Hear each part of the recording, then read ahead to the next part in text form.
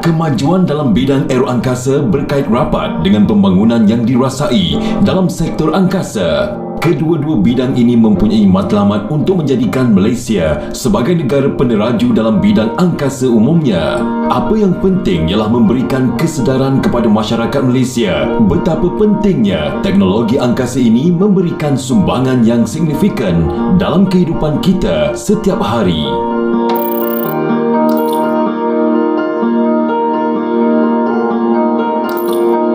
Sebagaimana yang dijelaskan dalam Dasar Angkasa Negara 2030, penerokaan ruang angkasa telah melahirkan teknologi dan aplikasi angkasa yang meliputi pelbagai aspek kehidupan masyarakat hari ini. Namun begitu, masih ramai dalam kalangan rakyat Malaysia yang tidak menyedari akan sumbangan dan manfaat yang diperoleh daripada teknologi angkasa, walaupun mereka menggunakan jaringan komunikasi, penyiaran dan internet, pemetaan, sistem navigasi kenderaan, mendapatkan maklumat ramalan cuaca dan pengimejan muka bumi dan sebagainya. Dan pastinya, Agensi Angkasa Malaysia, MAISA, yang merupakan agensi kerajaan untuk memajukan pendidikan dan penyelidikan sains angkasa, memainkan peranan utama dalam membantu kerajaan melaksanakan Dasar Angkasa Negara. Dasar Angkasa Negara sememangnya merupakan satu panduan untuk negara kita terus maju dalam industri ini. Dan menjelang tahun 2030 nanti, disasarkan yang industri angkasa dapat menjadi sumber ekonomi baru dan akan terus memberi manfaat kepada masyarakat umum. Hasrat kita menjelang 2030, pelaksanaan Dasar Angkasa Negeri kalau kita dapat laksanakan secara menyeluruh, insya-Allah akan menyumbang sekurang-kurangnya 3.2 bilion ke dalam keluaran dalam negara kasar Malaysia. Itu hasrat kita yang pertama. Yang kedua, hasrat kita ialah agar pembangunan teknologi angkasa dalam negara kita melalui sama ada kerjasama public private partnership ataupun melalui industri swasta dan sebagainya, akan membuka ruang sekurang-kurangnya 5,000 peluang pekerjaan baru yang mungkin berkait rapat dengan teknologi angkasa, ya. Itu sasaran yang kedua. Sasaran yang ketiga ialah sekiranya kita dapat merealisasikan matlamat Dasar Angkasa Negara 2030, kita akan menyumbang sekurang-kurangnya 40 juta setahun pendapatan kepada negara dari segi pengkomersialan maklumat-maklumat atau data-data satelit yang kita boleh usahakan. Dan sepatutnya dalam peringkat ini yang 10 tahun akan datang, walaupun hari ini Malaysia berada di 3 kelompok teratas di rantau Asia Tenggara dalam aspek pembangunan dan pengoperasian teknologi angkasa, tetapi kita mensasarkan sehingga 2030 Malaysia sebagai negara teratas dalam pembangunan teknologi angkasa di rantau Asia Tenggara. Di MAISA terdapat fasiliti pemasangan, integrasi dan pengujian satelit. Fasiliti ini dibina untuk menyediakan pengujian bagi instrumen dan perkakasan bumi dan angkasa. Contohnya seperti satelit dan pelbagai sensor yang berkaitan. Perkhidmatan pengujian dan pengukuran yang ditawarkan di sini meliputi pengujian getaran, pengujian keserasian, pengujian vakum terma, pengujian gema akustik, pengukuran penjajaran, pengukuran perihal jisim. Buat masa ni, AIT Banting banyak menerima permohonan daripada 2 pelanggan yang utama, iaitu Daikin Research and Development, dan yang kedua adalah daripada Sirim QAS. Satu perkara yang kita harapkan ialah supaya teknologi angkasa ini dapat dioptimumkan, ya, potensinya, kerana ia sangat berkesan dalam membantu kita menguruskan kehidupan kita, ya. Sebagai khalifah di permukaan bumi, kita perlukan fasilitasi ataupun kemudahan-kemudahan seperti teknologi ini untuk kita mengurus, ya, kehidupan kita di permukaan bumi. Dan saya yakin Malaysia satu negara yang bukan saja mampu, malah kita telah pun ada potensi-potensi ini untuk dikembangkan. Dan saya yakin teknologi angkasa boleh dirakyatkan dengan lebih baik dalam negara kita. segi kejayaan yang melibatkan satelit, Universiti Teknologi Mara UiTM telah melakar sejarah negara apabila menjadi universiti pertama negara melancarkan UiTM-SAT-1, nano satelit pertama ke angkasa. Nano satelit kelayan UiTM iaitu BIRDS-2 ialah hasil kerjasama dengan Bhutan dan Filipina yang diterajui Kyushu Institute of Technology (QTech) Jepun. Pada tahun 2018, UiTM telah berjaya melancarkan satu satelit, iaitu kita panggil satelit nano satelit yang beratnya 1 kilogram berukuran 10 cm cube size. Satelit ini dibina dengan kerjasama 4 buah negara selain daripada Malaysia. Kita ada Jepun, Filipina dan juga Bhutan. Jadi satelit ini dilancarkan ke angkasa lepas di kita panggil low earth orbit ataupun pada ketinggian 400 km yang dilancarkan daripada International Space Station. Satelit ini kita bina dalam masa 2 tahun, dibina sepenuhnya oleh pelajar-pelajar di UiTM dan negara-negara yang terlibat, seterusnya menjalankan beberapa misi yang kita telah kenal pasti yang beri impak yang signifikan kepada negara-negara yang terlibat. Antara misi yang dilancarkan bersama dengan satelit kita tadi adalah yang menggunakan GPS ataupun sistem penentuan global. Seterusnya adalah menggunakan radio amatur ataupun komunikasi menggunakan radio amatur, dan ada satu misi yang sangat penting dan signifikan, iaitu misi menjalankan space based IoT ataupun connection to the internet menggunakan medium angkasa lepas. Jadi satelit ini berfungsi dengan baik dengan jangka hayatnya lebih daripada tempoh yang kita jangkakan, iaitu lebih kurang 2 tahun 3 bulan. Dan daripada satelit ini, UiTM dan juga negara Malaysia telah menempa nama dan meletakkan Malaysia sebagai antara negara yang mempunyai teknologi pembuatan satelit nano, bukan sahaja di rantau Asia dan juga tapi juga di rantau global.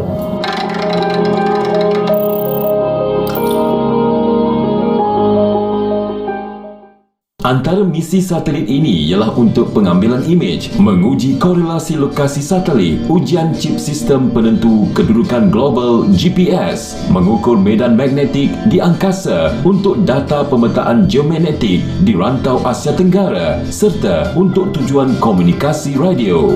Ini merupakan contoh model satelit UiTM-SAT-1 yang kita telah lancarkan pada tahun 2018. Satelit ini adalah dipanggil satelit nano. Jadi satelit ini dengan berbentuk cube dengan ukuran 10 cm, darab 10 cm, mendarat 10 cm. Jadi satelit ini dikuasakan oleh solar panel. Jadi solar panel ini memberi tenaga kepada komponen-komponen atau peranti-peranti yang ada pada satelit ini. Kalau kita lihat di sini, ini adalah komponen GPS ataupun sistem penentu kedudukan global. Di sini kita ada dua kamera yang mengambil imej ataupun gambar bumi, dan seterusnya kalau kita lihat ke sini ada yang bulatan hitam ini adalah sistem antena yang bila mana kita lepaskan di angkasa lepas, dia akan terkeluar dan mula berhubung dengan ground station ataupun sistem di bumi yang untuk mengesan ataupun berhubung menghantar isyarat kepada satelit. Jadi satelit ini yang kita lihat bersaiz nano satelit ini, ianya memberi impak yang signifikan kepada teknologi dan seterusnya memberi pulangan yang lebih besar kita jangkakan kepada bukan sahaja UiTM, institusi kajian tempatan dan juga kepada negara. Untuk berkomunikasi dengan satelit, terdapat stesen bumi yang direka khas di UiTM. Untuk pengoperasian satelit, UiTM menggunakan perisian Orbitron. Perisian ini juga digunakan untuk mendapatkan ramalan laluan satelit. Perisian ini juga dapat menunjukkan di mana satelit itu berada pada ketika ini. Jika lihat pada Orbitron ini, sebenarnya pada di sini, dan lokasinya adalah pada longitude dan latitude yang ditersenaraikan di perisian tersebut. Susulan daripada kejayaan UiTM melancarkan satelit nano ke angkasa lepas, iaitu UiTM 1 pada 2018, kita telah diberi kepercayaan oleh Kerajaan Malaysia di bawah Geran MOSTI ataupun Kementerian Sains, Teknologi dan Inovasi pada 2020, iaitu kita diberi kepercayaan untuk membina satelit yang kedua yang akan dilancarkan pada 2023, yang satelit ini akan membawa misi yang lebih sophisticated ataupun yang membawa impak kepada pengembangan teknologi terkini, iaitu satelit ini masih lagi berukuran 10 cm3 dan beratnya 1 kg, tapi ianya menggunakan teknologi tempatan yang mana kita cuba kembangkan dan juga libatkan industri-industri, kementerian-kementerian dan juga institusi penyelidikan tempatan untuk membina satelit ini. Jadi satelit ini yang kita rancangkan untuk dilancarkan ke angkasa lepas pada tahun 2023 ini melibatkan bersama dengan beberapa lagi buah negara di rantau ASEAN, iaitu melibatkan Filipina dan juga Thailand. Jadi satelit ini yang menggunakan penyelidik dan juga yang menggunakan expertise daripada local university yang kita jangkakan akan memberi impak yang lebih signifikan, dan seterusnya membuktikan yang tenaga kerja tempatan penyelidik di universiti-universiti yang ada di Malaysia juga di industri-industri yang ada mampu membina suatu teknologi yang terhadapan dan juga memberi impak yang signifikan kepada organisasi dan juga kepada masyarakat tempatan. Pelancaran UiTM SAT1 ini membuktikan bahawa universiti tempatan mampu untuk terus memainkan peranan yang lebih serius dalam pembangunan teknologi angkasa lepas. Antara syarikat yang telah melakar kejayaan dalam bidang aeroangkasa ini ialah Independence X Aerospace IDXA. Syarikat ini ditubuhkan dengan misi untuk membantu Malaysia menjadi sebuah hub aeroangkasa di rantau ini. Penubuhan Independence X Aerospace atau dikenali sebagai IDXA ditubuhkan pada tahun 2013. Namun sebelum tahun tersebut, kami telah menjalankan pelbagai aktiviti dalam bidang roket, iaitu solid dan liquid propulsion engines. Seperti mana di Amerika Syarikat, JPL Jet Propulsion Laboratory telah bermula dengan sistem dorongan cecair, kami juga telah bermula sejak tahun 2006. Dengan itu, syarikat kami bercadang untuk membina sebuah sistem pelancar satelit untuk dihantar ke angkasa lepas bagi membawa satelit sejumlah 200 kg ke dalam orbit yang rendah ataupun low Earth orbit, LEO.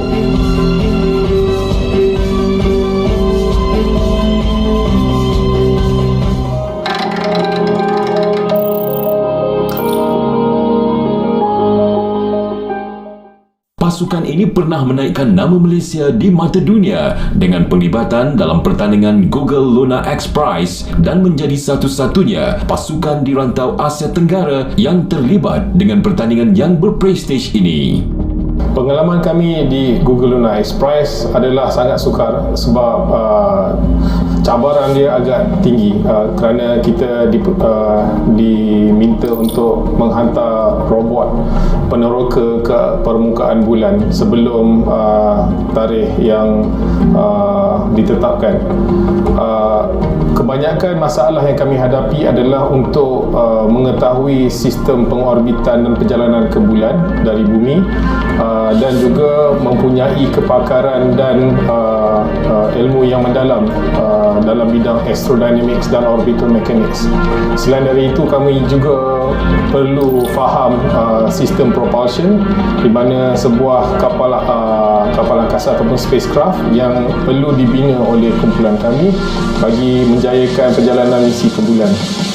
Di samping itu, kos yang diperlukan amatlah besar, sebab kos pelancaran itu sendiri menelan belanja berjuta-juta dolar. Antara usaha yang sedang dilakukan ialah membina peluncur roket yang dikenali sebagai DNLV, Dedicated Nano Launch Vehicle, yang akan siap secara komersial pada tahun 2023. Usaha ini dipaparkan dalam laporan NASA Small Spacecraft Technology State of the Art December 2015 Encyclopedia. Sistem pelancaran yang kami sedang bangunkan adalah dinamakan sebagai DNLV ataupun dipanggil Dedicated Nano Launch Vehicle.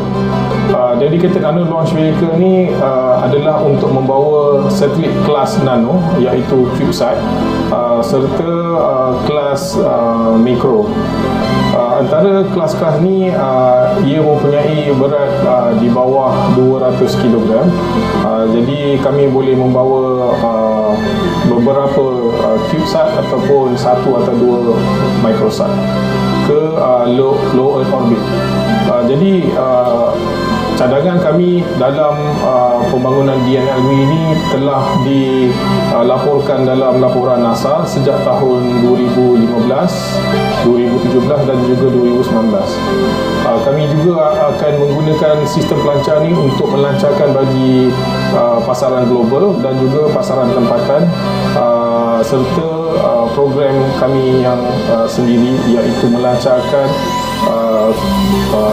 satu constellation satellite bagi menghubungkan drone-drone di Khatulistiwa. Independence X Aerospace juga telah berjaya membina sistem satelit terkecil di dunia yang dinamakan GerhanaSat. Kami telah membangunkan sistem satelit yang terkecil dunia atau dikenali sebagai GerhanaSat. So GerhanaSat adalah satelit yang akan mengorbit bumi di garisan Khatulistiwa, di mana 108 satelit akan dilancarkan yang berjarak untuk memberi sistem komunikasi pada garisan Khatulistiwa, terutamanya kepada sistem IoT pada darat dan juga sistem-sistem drone yang berterbangan di kawasan pertanian dan juga kawasan-kawasan lain di Khatulistiwa. Jadi satelit ini kami bangunkan sepenuhnya di Malaysia, dan uji dari akan dijalankan di pusat angkasa di Banting, bawah MAISA, dan juga kami akan membuat beberapa series pelancaran ni untuk mencukupkan 108 satelit di orbit mengelilingi Khatulistiwa. Independence X Aerospace telah membuktikan bahawa rakyat Malaysia mampu membangunkan sistem dan produk serta perkhidmatan yang berteknologi tinggi dan bertaraf dunia. Peranan Independence X Aerospace adalah amat penting kerana kami percaya bahawa rakyat Malaysia boleh membangunkan sebuah sistem kompleks dan teknologi tinggi dengan sendirinya. Jika kami tidak bermula dari bawah hingga ke keberkesanannya sistem tu, akan terjadilah kepergantungan kepada teknologi luar. Di sini kami telah berjaya membuat banyak groundbreaking teknologi yang mendapat perhatian badan-badan angkasa sedunia, termasuklah telah dinobatkan dalam anugerah World Technology Award bersama Elon Musk. So itu adalah antara pembuktian yang bahawa kami sebagai rakyat Malaysia boleh menonjol di bidang aero angkasa dan juga membuat teknologi tempatan. Antara keberkesanan untuk membuat teknologi ini dalam negara supaya pada satu hari nanti negara Malaysia tidak perlu play catch up, iaitu terkejar-kejar dengan negara lain, di mana sebaliknya negara Malaysia boleh memberi servis dan juga produk-produk berteknologi tinggi kepada seluruh dunia.